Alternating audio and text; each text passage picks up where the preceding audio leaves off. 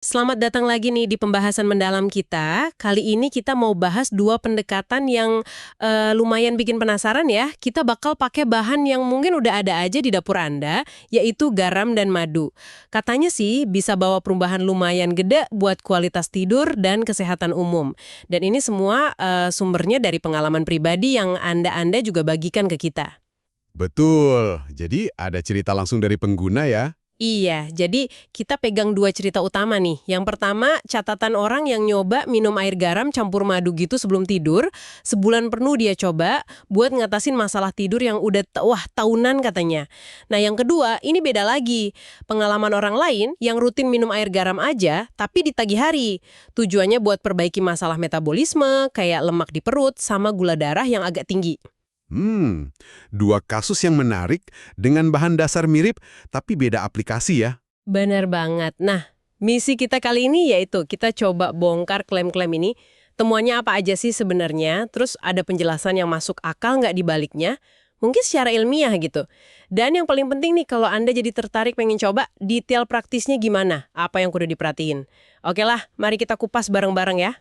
Siap, mari kita mulai. Kita mulai dari yang pertama dulu ya, yang air garam madu buat tidur. Jadi masalah awalnya ini kayaknya banyak yang ngalamin deh. Sering kebangun jam 3 pagi terus susah tidur lagi. Iya, pikiran muter-muter gitu ya biasanya. Nah, itu dia. Pikirannya nggak mau diam. Paginya jadi lemes banget. Dan ini dialami penulisnya udah bertahun-tahun loh. Pasti ada nih di antara Anda yang, wah ini gue banget gitu kan. Pasti banyak itu. Problem umum banget. Terus, dia iseng coba eksperimen simple, minum air anget, dicampur 1 sendok teh madu mentah. Nah ini dia nekenin, madu mentah ya, plus sejumput garam laut. Ini juga penting, garam laut, bukan yang garam dapur biasa itu. Oke, jadi spesifik ya bahannya. Iya, spesifik. Diminum tiap malam sebelum tidur selama sebulan. Hasil awalnya ternyata lumayan bikin kaget juga. Waktu buat tidurnya jadi lebih cepat. Dari biasanya sejam lebih, jadi cuma sekitar setengah jam kurang. Wow, itu signifikan ya penurunannya. Banget. Terus dia juga jadi jarang kebangun tengah malam, dan pas bangun pagi rasanya lebih seger. Perubahannya lumayan cepet ya untuk masalah menahun gitu. Iya, dan yang menarik di sini itu penjelasan di balik klaimnya. Laporan ini kan nyoba ngaitin efeknya kedua komponen utama. Yang pertama itu magnesium. Magnesium, dari garam lautnya ya. Betul! Beda sama garam meja biasa yang hampir murni NaCl, garam laut alami itu kan masih kaya mineral, termasuk magnesium. Nah, magnesium ini fungsinya kayak rem alami gitu buat otak kita. Dia bantu nenangin sistem saraf. Salah satunya dengan dukung produksi GABA, itu neurotransmitter yang bikin tenang. Mengingat diet modern kita sering kurang magnesium, ya ini bisa jadi salah satu faktor kunci gitu. Oke, masuk akal sih kalau kurang mineral ya. Terus yang kedua apa? Yang kedua, itu triptofan dari madu. Ini asam amino esensial. Otak kita perlu ini buat bikin serotonin. Serotonin, hormon bahagia itu kan ya? Iya benar. Terus nanti pas gelap, serotonin ini diubah jadi melatonin, nah itu hormon tidur kita. Glukosa alami dalam madu, ini menariknya, kayaknya bantu si triptofan ini nyebrang sawar darah otak.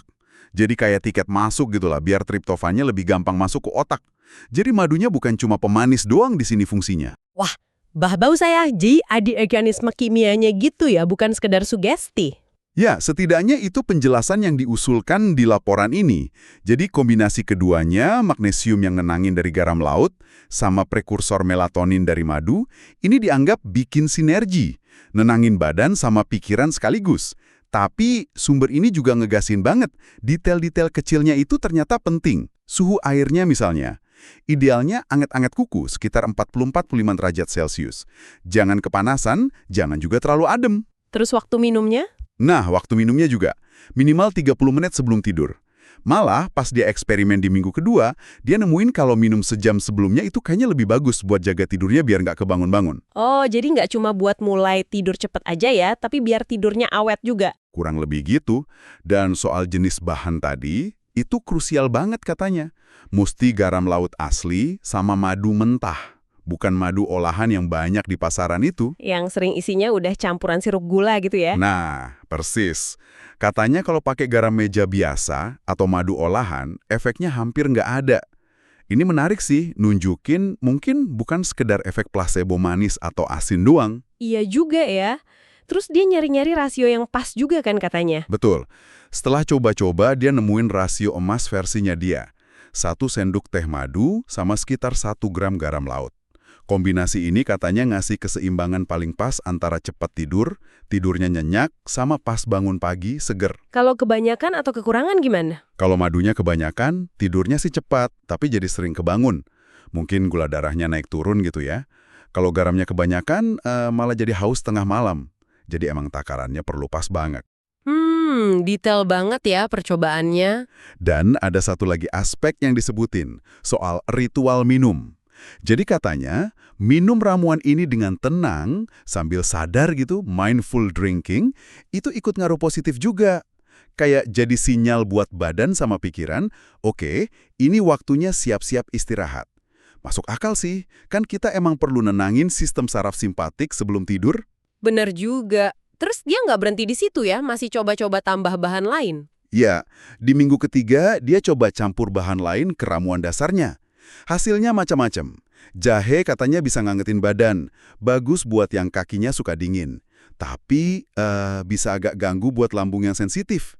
Oh gitu. Terus apa lagi? Kayu manis, katanya aromanya nenangin, cocok buat yang lagi stres. Terus dia coba juga kurma Cina atau jujub, direbus, airnya terus dicampur. Itu katanya bikin tidur lebih dalam, lebih nyaman emosinya. Sesuai sama konsep pengobatan Cina yang Shui Ansen, menutrisi darah dan menenangkan pikiran. Wah, tradisional juga ya pendekatannya. Ada yang gagal nggak? Ada. Dia coba bawang putih, malah bikin susah tidur. Jadi ya, nggak semua yang sehat itu cocok diminum malam-malam sebelum tidur. Haha, iya juga sih. Bawang putih kan lumayan nendang ya. Nah, tentu aja ya.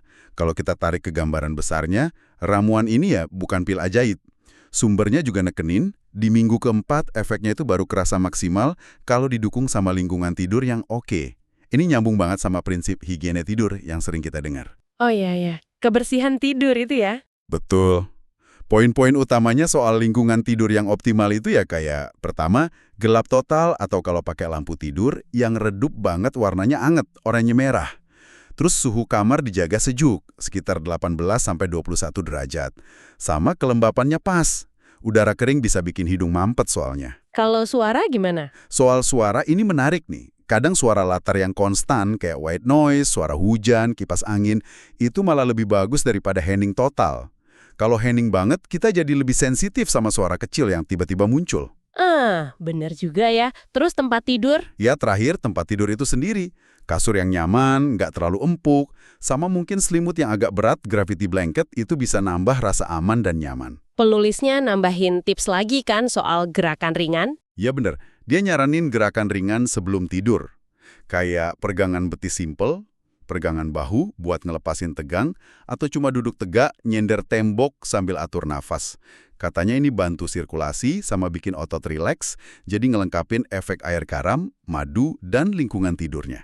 Jadi, kayaknya kombinasi semua ini yang bikin hasilnya mantap buat dia. Oke, itu tadi cerita pertama soal tidur ya. Sekarang kita pindah nih ke sumber kedua. Fokusnya beda, tapi masih ada garamnya. Latar belakang masalahnya di sini itu lemak perut yang bandel, susah hilang. Nah, ini juga masalah banyak orang ya. Iya, terus gula darah cenderung tinggi, sama rasa capek terus-terusan. Padahal penulisnya ngerasa udah jaga makan, udah olahraga juga. Dia ngaitin ini sama konsep pengerasan sel seiring umur. Istilah pengerasan sel ya. Mungkin kedengarannya agak awam, tapi secara ilmiah ini sebenarnya nunjuk ke penurunan fluiditas membran sel. Jadi membran sel kita itu kan harusnya fleksibel ya. Kayak satpam yang efisien gitu, ngatur apa yang boleh masuk, nutrisi, dan apa yang harus keluar, sampah metabolisme. Kalau membrannya jadi kaku atau karatan, ini analogi dari sumbernya, proses keluar masuk ini jadi macet. Nah, penurunan fluiditas membran sel ini emang diketahui ada hubungannya sama resistensi insulin. Oh, jadi nyambungnya ke resistensi insulin ya? Iya, erat kaitannya. Dampaknya bisa lumayan luas kayak yang dijelasin di laporannya itu.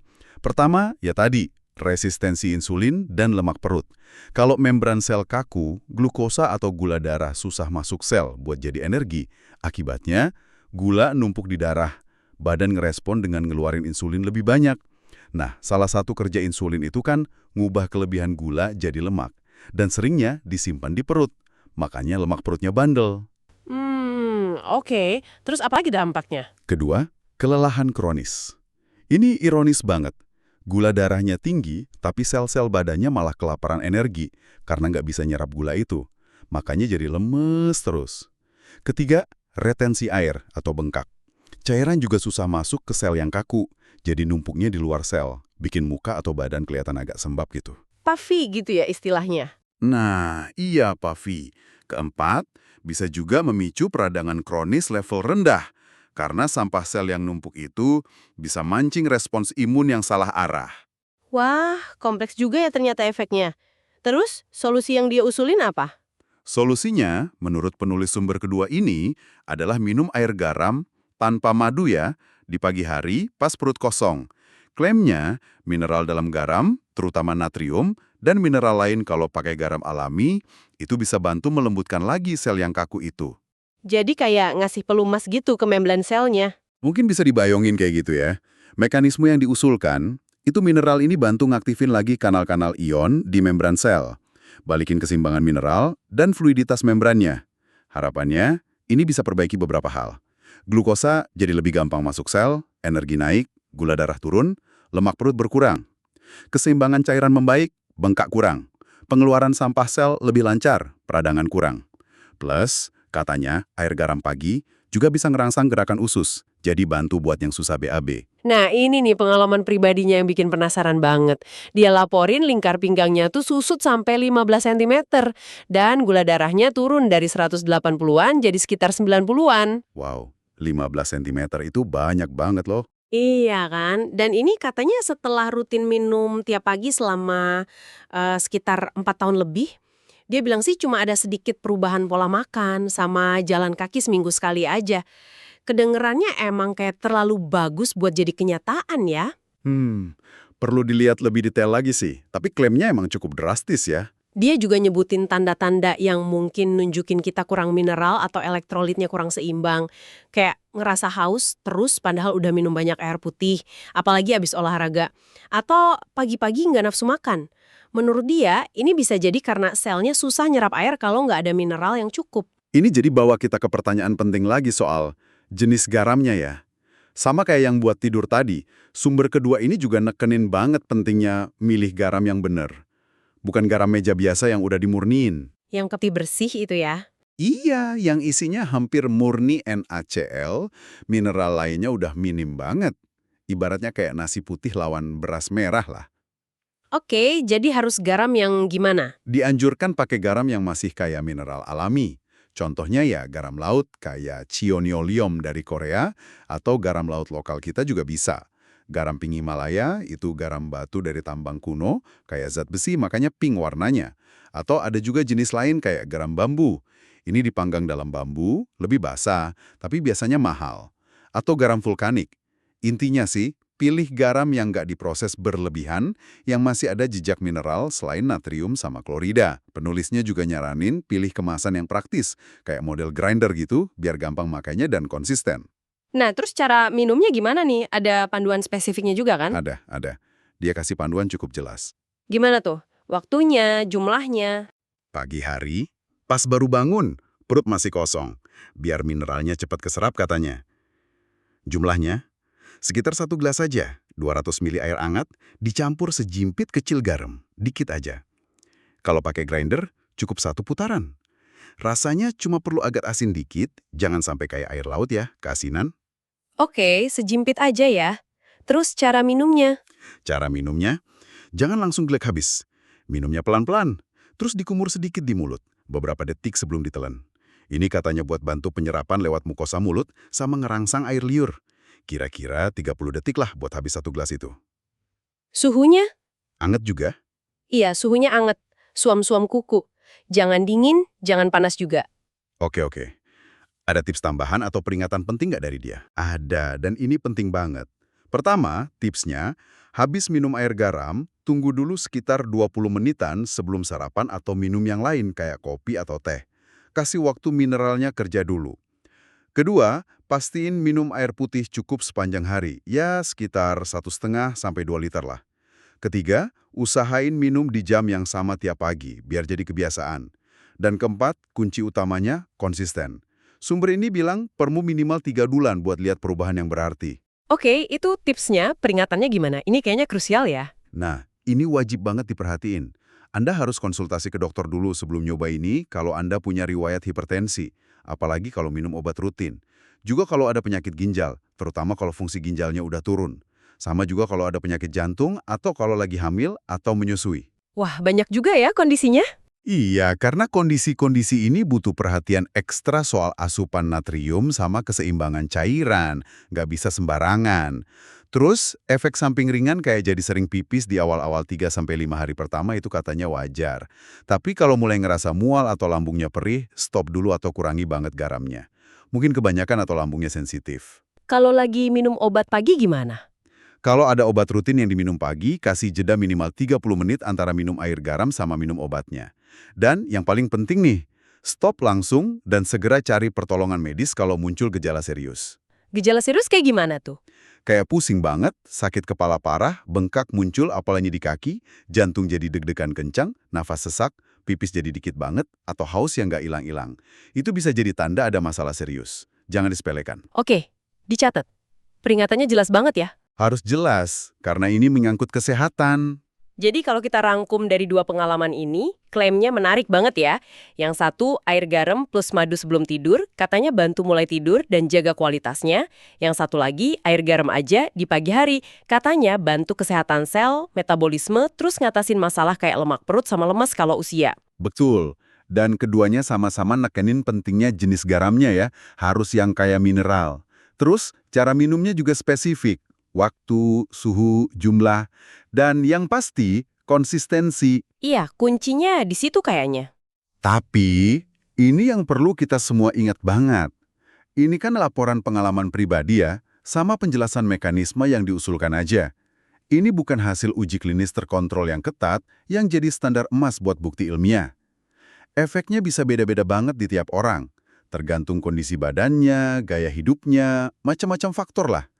Jadi, paling benar ya lihat ini sebagai pendekatan pelengkap aja buat gaya hidup sehat, bukan pengganti nasihat atau diagnosis dokter, apalagi kalau udah punya kondisi kesehatan tertentu. Setuju banget. Harus bijak ya nanggepinnya. Tapi ini jadi bikin mikir juga sih ya. Mungkinkah solusi yang kelihatannya simpel banget dari bahan dapur, kayak garam sama madu ini, sebenarnya nyimpen potensi yang selama ini kita nggak ngeh gitu buat masalah kesehatan modern? Pertanyaan menarik itu. Iya kan? Dan kalau dipikir lebih jauh lagi, aspek apa lagi ya dari fungsi sel kita atau pengaturan tidur kita yang mungkin sebenarnya sangat dipengaruhi sama keseimbangan mineral sederhana ini. Sesuatu yang mungkin sering kita lupain aja gitu di tengah banyaknya info diet canggih atau suplemen mahal. Bahan renungan yang bagus itu. Oke deh, kayaknya udah cukup mendalam ya pembahasan kita kali ini. Terima kasih banyak udah nyimak, semoga ini ngasih perspektif baru ya buat Anda eksplorasi lebih lanjut. Sama-sama. Sampai ketemu lagi di Telaah Kita berikutnya.